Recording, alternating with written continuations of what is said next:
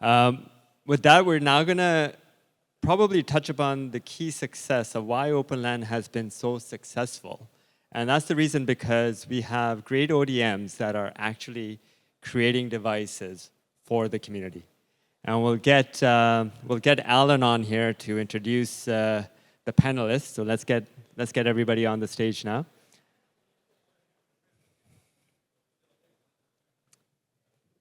We got 5 of you. Got your mic there. This one. All have a working mic. One more? I'll take whatever. Both. Works.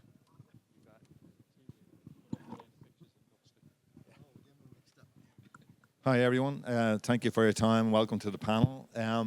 We've seen significant growth in open Wi-Fi adoption over the last number of years, and it's approaching 400,000 devices deployed globally. And this discussion today is going to highlight how a diverse global ODM ecosystem is scaling open Wi-Fi and open LAN switching adoption, driving interoperability, certification, and cost efficiency through global collaboration. My name is Alan Fagan. I'm Vice President of Sales for the Americas for EPS Global. I've lived in Massachusetts for the last 25 years, but I grew up about 20 minutes from here.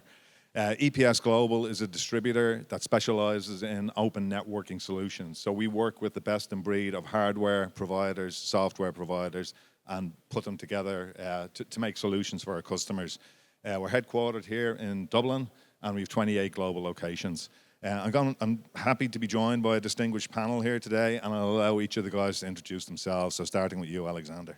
Hi everyone, I'm Alexander Gribenko. I'm doing business development, VP of business development in large networks. And what we do, we create, first of all, we work as an ODM, virtual ODM. We create a lot of devices and the software for the open systems around the world. But what we mostly do is we help vendors and companies localize their production in their own country. And we do custom hardware and software development as well. I'm Neil Patel. I'm the VP of Sales and Business Development for Cybertan. Cybertan is a Taiwanese ODM manufacturer with production facilities in Taiwan and in Vietnam, and we're one of the early adopters of open Wi-Fi and open LAN. Okay. Hi, everyone. I'm John McBrain. I'm head of product for Action Tech, who is a company owned by CIG. So CIG on the label here. Action Tech is historically an ODM. We make CPE for a lot of Tier 1, Tier 2 in North America. And we got involved with Open Wi-Fi right at the very beginning, along with Meta. So I'm happy to share my perspective here on where we've been over the last 5 years as an ODM. Hi, I'm Tentai Su. I'm working at the HCO Enterprise Group. HCO is a subsidiary of Eton Technology. We are also one of the first vendors join the Open Wi-Fi program. Thank you, guys. So, John, I'm going to start with a question for you. And has cooperation among ODMs to create common platforms accelerated the adoption of Open Wi-Fi? And what regions are we seeing leading that momentum? Right, sure. So, I mean, first of all, as ODMs, we're all kind of competing with each other, right, for market share, right? But we are collaborating as a team in this whole open Wi-Fi ecosystem. And that has a huge amount of advantages for us all because we're all working to the same software stack, for one thing. So when we contribute a feature or TT contributes a feature or someone else contributes a feature, that's available to all the other ODMs that if they want to later support that feature in their hardware, then they can with a lot less effort than the first guy had to go through to get it implemented. So like some examples, TT just added the Halo support. So if we decided we wanted to add a Halo radio, then a lot of the software work to do that would already be done. We could pick up on that one. Other examples like AFC for 6 gig outdoor. Through one vendor working with the other vendors, we can collaborate and push also the chip vendors to get their support on the ecosystem to get those features working well. So yeah, so really this collaboration between all of us really also allows us to innovate on our own for whatever our specific vertical is for our target market in open Wi-Fi, to spend time on that and not worry about the base software which is kind of guaranteed to work well for all of us. So it all goes to the collaboration of TIP Open Wi-Fi in general, including testing also, I should say. TIP has a huge test team that's always running test cases for all the vendors in one massive shared test platform. So we have the confidence together to know that all of our hardware will work with any ISP or any vendor who wants to deploy TIP Open Wi-Fi. They then have the confidence that no matter who you're buying the hardware from, once you've made your choice, it's going to function as you'd expect, much the same as each other's. So, in terms of deployment, really right now, by this time, it's been like 4 or 5 years now, right, since we started. But by this time, we really have seen global deployments of Open Wi-Fi. I think some of the first ones probably were in North America. I know from my perspective, the first deployment was with a company deploying Open Wi-Fi in a military barracks. And I think probably the second biggest one was over the pond in England with Ask4, again, with more of a MDU type deployment, right? But really, it's everywhere now. We have deployments in Malaysia, Pakistan, India, and one in Jamaica that's in labs right now. So really, just becoming a global deployment everywhere. That's great. Thanks, John. Yeah, I mean, and I think it's safe to say it really is global with the the diversity of the deployments right now. The next question, Alexander, I'll give it to you, and it's to talk about the role that certification and interoperability testing play in building trust, across a globally distributed open device ecosystem. So I want to start with the current situation that I remember the COVID years, the disruption in the global supply chains and logistics and delivery and 1 year lead times, I remember, have eroded, as my experience, eroded brand loyalty. And even in the current situation where it improved a lot, still the economical situation in the world with all the trade wars happening and the high taxes bring people, at least to us, companies want to do a local production in order to evade all these kind of effects on their business. So I think that this disaggregated and distributed approach to the business is something that will have to live for some time at least now. And for that, the trust should not come by itself, because we discussed it. I think there is two options how you can get trust: the hard way, build deployments, and will work for years on the market, or you need to have some kind of certification or some kind of testing that will prove that your equipment works well. Because at the end, what customers want, they don't want to buy bright and shiny switches from us. They want working networks in first place, and they want them to work, and preferably on budget and in time, not in 1 year from now. So as I think that the certification and the testing gives some advantages. And obviously the first one is to set up some kind of base level of quality that you can expect. If the device was checked and it was certified in some way, you can at least expect that what was checked is working well. Now the second level, of course, is the openness between the people here, because what we are testing different devices and software between different vendors, and you can be ensured that the device from EdgeCore will work very well with large software network operating system and with some kind of centralized management that we'll get from other parties here. So there is an openness, so it will enforce openness because they will be cross-checked. And I think that this will also accelerate the adoption, because in the end, the vendors or whatever companies, the telecom guys or whomever will deploy it, will know that it works, and that will help them do their stuff faster because they won't need to recheck it every time. Great, thanks, Alexander. TT, then, how do ODMs like EdgeCore, how do you balance the competing demands of innovation, cost efficiency, and enterprise-grade quality in open hardware designs? Thank you. In order to support open Wi-Fi's vision to compete in the enterprise market, ODM also have to provide hardware with enterprise-grade quality. And because all the ODM have to follow the open hardware design, so differentiation becomes interesting. It's also challenging to provide high-quality hardware at a cost-effective entry point.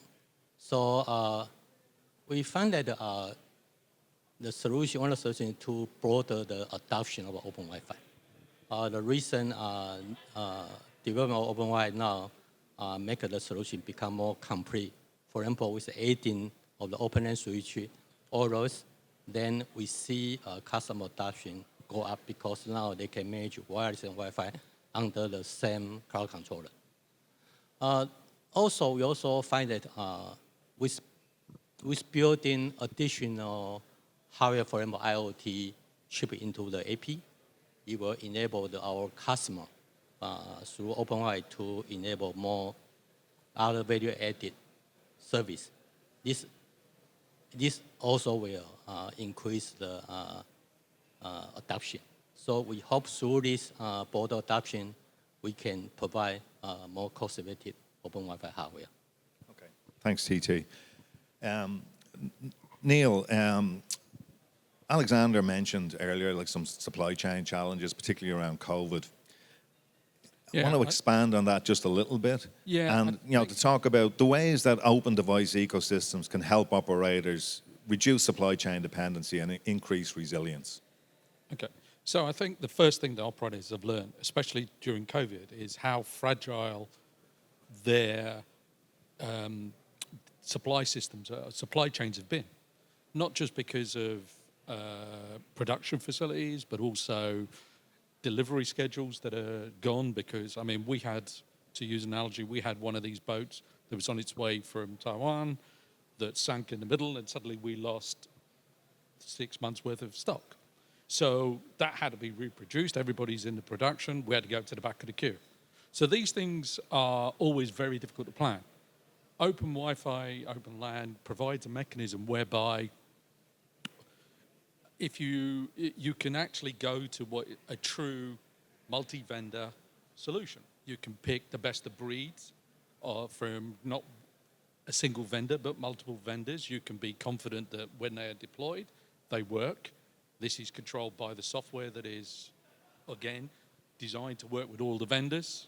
And I think the most important thing with moving into this type of environment is that the control is now taken away from a very small subset of vendors. I mean, if you look at the market, there are about 5 companies that essentially drive network standards and network adoption, and they determine how, as and when those technologies are introduced. TIP and the Open Wi-Fi shortens that time to market, and it gives you more innovation because you now have multiple companies developing multiple projects and multiple standards. And I think that's the key way to avoid challenges in the supply chain. Hopefully that kind of addresses your question. Thanks, Neil. Yeah, Alexander? I also want to add that I think that in this reason, it also saves the return on investment because I at least know one telecom operator in Europe who just went to the OpenLAN and the open solutions only for the reason that he can source the equipment from different vendors, and the compatibility and openness allows the companies who invest in the infrastructure and management system to adopt different devices from different vendors, and by this ensure that their investment in the infrastructure will stay longer and they have more time to. Yeah, I'll take this moment to talk a little bit about the role of a distributor like EPS Global in that supply chain. And Neil, what you described there, the ship sinking with Cybertan stock, really bad thing for Cybertan, but it doesn't necessarily have to be for somebody who's implementing Open Wi-Fi, because at a distributor, we can pick another manufacturer of compatible APs and put it in there. But some of the stuff that we do as a distributor, or how we can help adoption, is supply chain expansion. We carry inventory so we can buffer against these type of issues that happen. Channel enablement is something else that we can do as well, where we're educating resellers and VARs and leading the charge for Open Wi-Fi. Market penetration, so using the networks that we've already established as a distributor and bringing those products to them.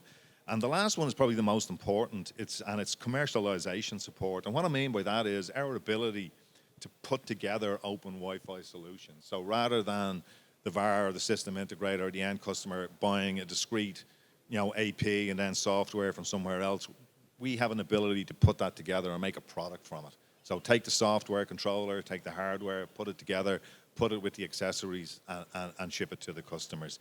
And I feel that, us and distributors like us and system integrators, were key catalysts in transforming open Wi-Fi from a community-driven initiative into a mainstream enterprise solution, a solution that enterprises are prepared to adopt. Okay, so I'm going to shift beyond Wi-Fi now, and I'm going to I'm going to ask you this one as well, and it's about new opportunities that are emerging for ODM partnerships under the broader OpenLAN initiative. Get moving beyond Wi-Fi. Okay. In addition to open Wi-Fi, to get more opportunity for ODM, we need to make a solution more complete. So a new OpenLAN switch was founded, launched in 2022, and recently OpenLAN Gateway project also was founded.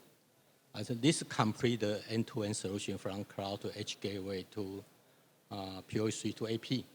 So with the solution become more complete, we can see will be wider adoption from our customer, like MSP enterprise market. So we see beyond the open Wi-Fi, ODM had the opportunity to provide more hardware as the solution become more complete. Okay. And I think there is one more point. I just remembered it when we standing there, that for ODM is very hard business. Besides logistics and pricing and competitiveness and everything, it's for me, as the way I feel it, is always a leap of faith. Now, being an ODM, you need to guess what the vendors and the customers what kind of devices they will need in half year or maybe 1 year from now, and you need to you need to do a leap of faith, and you need to guess right. And I've seen many projects when the ODM's been doing the hardware, and it's a lot of money and it's huge investment of designing new hardware, and the products never took off. So I think that some kind of standardization and some kind of business insight that you can get from this OpenLAN and open gateway, this can help define what the markets will use sometime from now. And this will help everyone to guess better. Thanks, guys. John, I'm going to go back to you again, and it's a two-part question. What are the biggest technical or commercial barriers ODMs face when scaling open devices globally, and how can the community address them? And the second part of the question then is, how do we go from 400,000 devices now to 4 million devices? Right. So to the first part of the question, I think it took time to get trust. I think I've been going to conferences for TIP Open Wi-Fi for maybe 5 years now, and it's only the last year or so where we'll be at the conference, and people aren't walking into the booth saying, "What is this TIP Open Wi-Fi thing?" Right? They know about it now. There's an awareness, which is important. But more than that, there's the trust factor that it's something real. So it's not just a research project. If you're a service provider and you're looking to invest some significant capex in a solution, you want to trust that it will work and trust that it will be there in 5 years' time, right? It won't just disappear overnight. So I think we're at that point now, right? And we've heard earlier talks about the ramp of the number of access points, where 500,000 and maybe 1 million in the next 6 months, and it took time. There's the old hockey stick curve, people back from the 80s. Well, it really is kind of that curve. It was a long, slow ramp. Took time to build trust. And also, to TT's point, took time to mature the solution, right? So now we talked about Passpoint. That's just, I think, maybe 2 years old now since that came through. So we're finally at the point we have the richness of the solution, and the awareness and the trust, and some large tier 1, tier 2 carriers we've heard are actually making the commitment to go ahead and deploy it, right? TELUS, AT&T, they all have trials. They're all looking at deploying it, and that adds so much credibility to the smaller guys looking to make a decision. If the big guys are going to make the decision to deploy, well, okay, I guess it's safe to go ahead and do that, right? And along with that trust, I think also comes the point we mentioned before, like the ability that if you buy your hardware from one ODM, like myself, if you're going to commit, say, $1 million capex, you're probably not going to put all your money in one basket and buy only from me. And almost every carrier will want at least 2 vendors in their network. But it's easy with TIP Open Wi-Fi because they could buy from 2 or 3 vendors, mix and match, and choose one cloud provider. Everything will work together. It's the same software.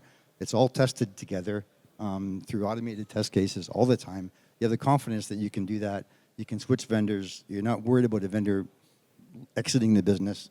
There are other vendors to pick it up.